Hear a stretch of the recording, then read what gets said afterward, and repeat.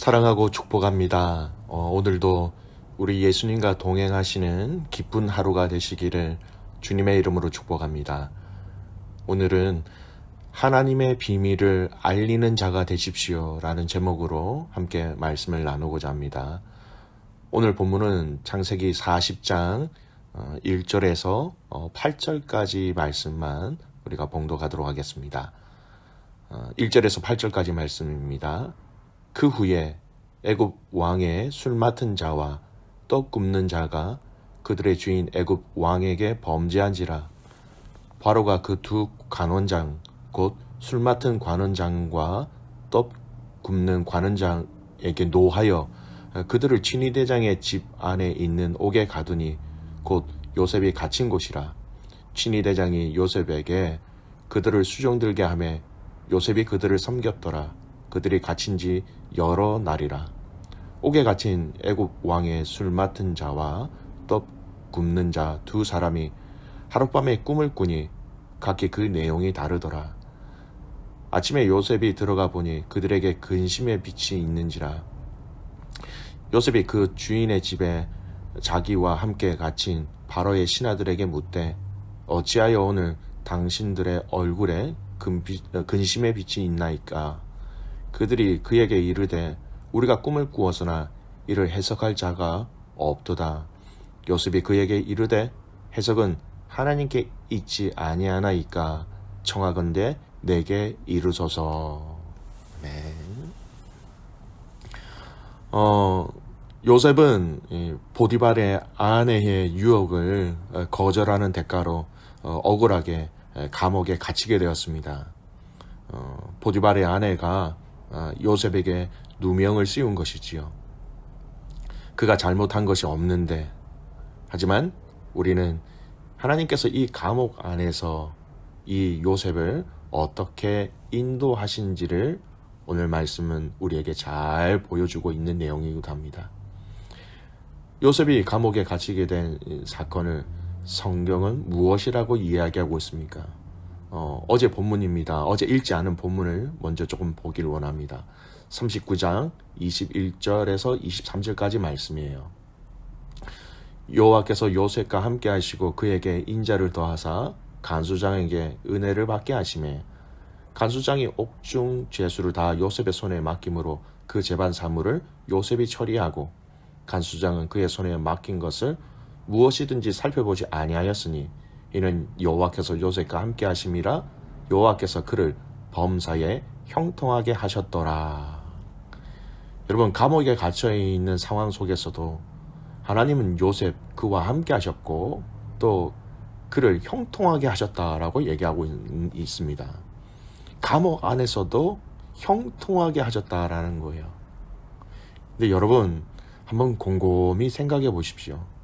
요셉의 개인적인 어떤 그런 생각과 개인적인 입장을 한번 생각해 보셨으면 좋겠어요. 사실 요셉은 얼마나 억울하겠습니까? 그것도 이제 좀 살만해졌는데 다시 감옥이라니. 어떻게 보면 그 안에 많은 억울함, 분노가 생겨날 수 있었을 것입니다. 아마 밤에 잠을 이루지 못할 정도로 힘들었을 거예요. 저와 여러분이 개인적으로 억울함과 모함으로 이와 비슷한 경우를 경험하였다라고 생각해 보십시오. 틀림없이 그 힘든 또 좌절이 충분히 우리 앞에 있을 수 있는 상황이었습니다. 근데 여러분, 오늘 우리는 우리의 삶에 일어나는 많은 일들을 어떻게 해석하느냐에 따라서 이 땅에서의 삶의 기쁨과 행복과 감사의 양적, 질적 차이를 확연하게 우리는 경험하게 되는 것입니다. 요셉의 개인적인 사건과 경험으로 오늘 자신에게 일어난 일들을 보고 해석하였다면 요셉은 틀림없이 조금 전에 말씀드린 대로 많은 좌절과 낙심, 심지어는 마음의 병, 그 마음의 병이 육체의 병으로 이어질 수 있는 여러분 그러한 환경이었습니다. 인간적으로 생각하면 이제 그만 포기하고 싶고 모든 것이 귀찮아질 수 있는 그런 상황으로, 그런 환경으로 들어가게 된 것이죠. 하지만 요셉은 오늘 이 감옥 안에서도 하나님을 향한 신뢰를 놓치지 않고 있었다라는 것을 오늘 이 말씀의 본문을 통해서 우리는 찾아 확인할 수 있습니다. 오늘 내용은요, 감옥에 갇힌 곳에 왕의 술을 맡은 신하와 떡을 맡은 신하가 갇히게 됩니다. 그리고 두 신하는 각각의 꿈을 꾸게 되지요. 같은 날. 술 맡은 자의 꿈의 결과는 그가 다시 복직하게 될 것이다 라는 그 내용이었고요. 떡 맡은 자의 꿈의 결과는 그가 죽을 것이라는 내용이었습니다. 오늘 요셉은 이 꿈을 꾼 두 신하의 꿈의 이야기를 듣기 전에, 또 해석하기 전에 아주 중요한 고백을 하고 있다는 것을 우리는 잘 보아야 합니다. 8절 말씀을 보십시오. 그들이 그에게 이르되 우리가 꿈을 꾸었으나 이를 해석할 자가 없도다. 요셉이 그들에게 이르되 해석은 하나님께 있지 아니하나이까 청하건대 내게 이루소서. 자신이 꿈을 해석해 주는 것이 하는 것은, 이것은 내가 하는 것이 아니라 하나님이 해주신다라는 것, 하나님께 달려있다라는 것을 얘기하고 있는 것이에요. 이 꿈을 풀어주시는 분은 하나님밖에 없다라고 하나님에 대한 신뢰의 이야기를 지금 이 감옥 안에서 요셉은 고백하고 있다라는 것입니다. 여러분, 자기 자신이 억울하고 분노가 쌓여 있으면요, 그 억울함과 분노가 쌓여 있다는 것은 결국은 하나님에 대한 불신으로 사람은 이어지게 됩니다. 즉, 이것은 하나님을 향한 신뢰가 없어지지 아니하였다라는 것을 보여주고 있는 말씀이에요. 하나님에 대한 신뢰가 없는 자가 어떻게 이 꿈의 해석은 하나님께 달려 있습니다라고 이야기할 수 있을까요? 여전히 그의 상황이 나빠졌음에도 불구하고 요셉은 하나님을 향한 신뢰와 믿음을 가지고 있었던 것입니다.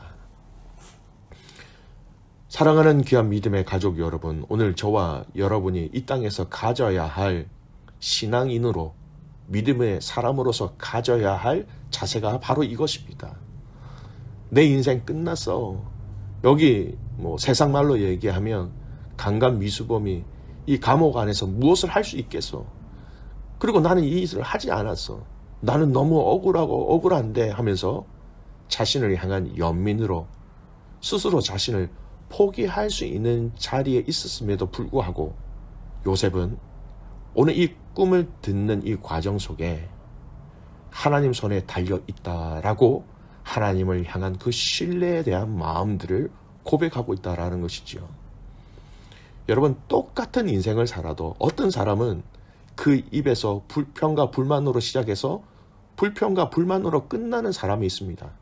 여러분, 그 인생은 어떤 일들이 생겨도 행복한 인생이 될 수 없지요. 하지만 어떤 사람은 똑같은 일을 경험하고 똑같은 인생을 살아가도 하나님을 향한 신뢰와 사랑으로 인해 여러분 감사와 기대감으로 살아가는 자들이 분명히 있다라는 것입니다. 여러분은 어떤 인생이 되기를 원하십니까? 하나님을 신뢰하는 인생은 자신의 삶에 어떤 일들이 생긴다 하더라도 최종 그의 인생을 바라보고 해석하는 것은 하나님의 시선, 하나님의 관점으로 해석할 수 있게 되는 것이지요. 그래서 요셉은 나 같은 사람이 무슨 꿈을 해석해 주냐, 내 코가 석자인데 이렇게 이야기하지 않고 담대하게 그곳에서 하나님께 달려 있습니다라고 하나님을 향한 신뢰를 선포하며 그 꿈을 듣게 되고 그 꿈을 해석하게 되는 것이지요. 귀한 믿음의 가족 여러분, 여러분의 인생을 하나님의 시선과 하나님의 관점으로 보시는 믿음이 있기를, 그 신뢰가 있기를 주님의 이름으로 축복합니다. 내 인생을 향한 하나님의 계획하심을 신뢰하고 이것으로 인하여 여러분의 삶을 여러분 잘 해석해 낼 수 있기를 축복합니다.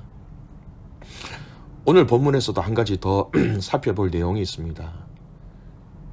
요셉이 두 신하에게 꿈을 풀이해 주는 것처럼 오늘 믿음의 사람들은, 신앙인들은, 먼저 주님을 만난 자들은 살아계신 하나님의 말씀을 이 세상을 향하여, 진리를 알지 못하는 자들을 향하여 진리를 찾아 이리저리 헤매고 있는 자들을 향하여 이것을 설명하고 가르치고 알려주어야 할 사명이 있다라는 것입니다. 여러분, 우리는 너무나도 귀하고 값진 비밀을 알게 되었지요. 예수님만이 우리의 구주가 되시고 예수님만이 우리의 생명이 되시고 이 예수님이 친히 우리를 위하여 죽으시고 부활하셨고 장차 이 땅의 심판주로 다시 오신다라는 아주 소중하고 중요한 이 비밀, 우리는 모두 다 알고 있고 믿고 있습니다. 오늘 이 두 신하에게 요셉의 꿈의 의미와 비밀을 알려준 것처럼 오늘 저와 여러분에게 이 진리의 말씀인 이 성경의 비밀을 알리고 전해야 할 사명이 있다는 것을 여러분, 우리는 알아야 합니다. 여러분, 믿게 하셨다라는 것은요, 이 믿음의 내용을 알려야 할 사명도 함께 있게 되는 것입니다. 즉, 우리는 이 하나님 나라의 비밀을 아는 자들입니다. 여러분, 사도 바울이 믿음의 사람들을 무엇이라고 부르는지 아세요? 고린도전서 4장 1절 말씀이에요.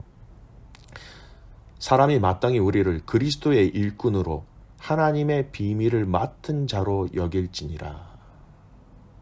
믿음의 사람들을 향하여서 하나님의 비밀을 맡은 자라고 그렇게 부르고 있습니다. 저와 여러분도 하나님의 비밀을 맡은 자라는 겁니다.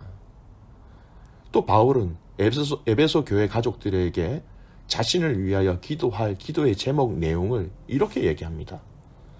에베소서 6장 19절 말씀이에요. 또 나를 위하여 구할 것은 내게 말씀을 주사 나로 입을 열어 복음의 비밀을 담대히 알리게 하옵소서 할 것이니. 너희는 나를 위해서, 에베소 교회 가족들을 위해서, 너는 나를 위해서, 너희 교회는 나를 위해서 기도할 때 복음의 비밀을 담대히 잘 알릴 수 있도록 나를 위해서 그렇게 기도해달라고 얘기하는 것이죠. 여러분, 이게 바울에게만 주신 복일까요? 바울에게만 주신 비밀일까요? 아니요. 저와 여러분도 이 바울이 알고 있는 이 하나님 나라의 비밀을 다 알고 있습니다. 우리 모두에게 하나님은 비밀을 맡기셨고 알게 하셨고 이 비밀을 알리도록 하셨다는 것을 여러분, 우리는 명심해야 하는 것입니다. 여러분, 이 비밀은 절대 부끄러운 것이 아닙니다. 생명을 살리는 비밀이에요. 영생을 얻게 되는 비밀인 것입니다. 골로새서 2장 2절 말씀은 이렇게 말씀하십니다. 이는 그들로 마음의 위안을 받고 사랑 안에서 연합하여 확실한 이해의 모든 풍성함과 하나님의 비밀인 그리스도를 깨닫게 하려 함이니. 하나님의 비밀인 예수 그리스도를 알리고 깨닫게 하는 사명을 오늘 저와 여러분에게 주셨다라는 것입니다. 여러분, 이 비밀, 이 그리스도를 온전히 제대로 아는 사람은 여러분 두려워하지 않습니다. 초조하지 않습니다. 여러분, 이 비밀을 우리만 아는 것이 아니라 많은 자들에게, 특별히 여러분 가정 안에 있는 여러분의 자녀들을 향하여서 이 비밀을 알고 이 비밀을 깨달을 수 있도록, 예수님을 깨달을 수 있도록 오늘 여러분의 자녀들을 향하여서 이 비밀의 내용들을 한번 설명해 보시고 또 알리시는 복된 이 하루가 되시기를 간절히 소원합니다. 오늘 저와 여러분 안에 주신 이 하나님의 비밀이신 예수님을 통하여 넉넉히 승리하는 하루가 되시기를 주님의 이름으로 축복합니다. 아멘. 기도하겠습니다. 살아계신 아버지 하나님, 참 감사를 드립니다. 하나님의 비밀이신 예수님을 우리가 믿고 알고 예수님을 의지하고 예수님께 기도하게 하여 주시니 참 감사를 드립니다. 이 비밀이 우리 안에 말할 수 없는 힘이 됨을 알게 하시고 이 비밀을 우리 입술을 통하여, 우리의 삶을 통하여, 우리의 시간을 통하여, 우리의 재정을 통하여 많은 사람들에게 알리는 자가 되게 하여 주시옵소서. 세상의 많은 것들이 우리의 시선을 가지고 갑니다. 우리의 마음을 빼앗아 가려고 합니다. 하지만 이 값진 비밀을 아는 자로서 이 비밀을 우리가 지켜내는 것뿐만 아니라 많은 자들에게 전달할 수 있는 축복의 통로로 우리를 사용하여 주시옵소서. 하나님, 이 비밀을 알려주신 것 다시 한 번 더 감사를 드립니다. 이 비밀을 아는 자로서 이 세상을 향하여 담대하게 싸워 이기며 승리하는 자들 되게 하옵시고, 특별히 하나님 아버지, 우리의 자녀들에게도, 우리의 다음 세대에게도 이 하나님의 비밀이신 예수 그리스도를 그들에게 알리고 가르치는 것뿐만 아니라 그들이 이 비밀을 깨달을 수 있도록 이 비밀이신 예수님과 함께 동행하며 살아갈 수 있도록 우리의 자녀들에게도, 우리 다음 세대에게도 이 은혜를 풍성하게 내려 주시옵소서. 시대를 보면 볼수록 이 시대가 너무나 악해져 갑니다. 하나님을 경외하지 못한 시대가 되어가고 있습니다. 하나님을 두려워하지 않는 시대 속에서 사랑하는 우리의 자녀들과 믿음의 후손들이 이 하나님의 비밀을 지키며 알리며 이것으로 승리하게 하여 주시옵소서. 그렇게 행하신 하나님을 신뢰하며 살아계시는 예수님의 이름으로 감사하며 기도드리옵나이다. 아멘.